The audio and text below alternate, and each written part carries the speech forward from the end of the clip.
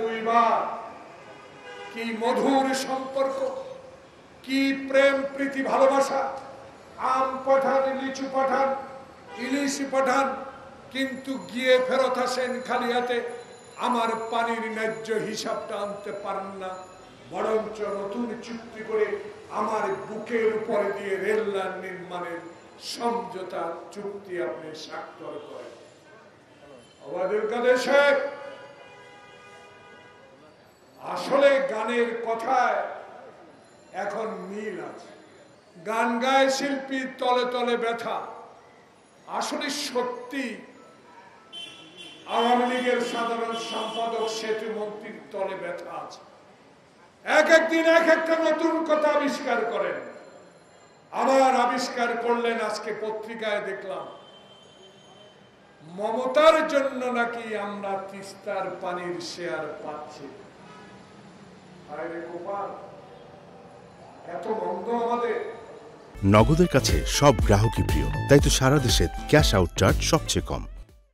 এই মন্দের পিছনে আওয়ামী লীগ, এই কপাল খারাপের পিছনে আওয়ামী লীগ, যারা 25 বছর গোলামি চুক্তি স্বাক্ষর করে বাংলাদেশের স্বাধীনতার প্রতি অসম্মান দেখিয়েছিল। আবার নতুন করে আবার সমঝোতা স্বাক্ষরের নামে বাংলাদেশের স্বাধীনতা সার্বভৌমত্ব আজকে খর্ব করার পথে আপনারা। তাই আজকে বলতে চাই, অনুগ্রহ করে ওবায়দুল কাদের সাহেব আরেকজনের উপরে দোষারোপ করে বাংলাদেশের সার্বভৌমত্বের প্রতি আপনাদের যে অবজ্ঞা জনগণ বলা শুরু করেছে, তারই আরেকবার প্রমাণিত হলো আপনার কথা। আপনারা আজিজ তৈরি করেছেন, আপনারা বেনজির তৈরি করেছেন, আপনারা আসাদুজ্জামান মিয়া তৈরি করেছেন, আপনারা মতিউর তৈরি করেছেন, নতুন করে ফয়সাল তৈরি করেছেন।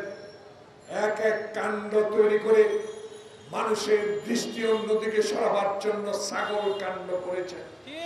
এসব কাণ্ডে কোনো কাজ হবে না।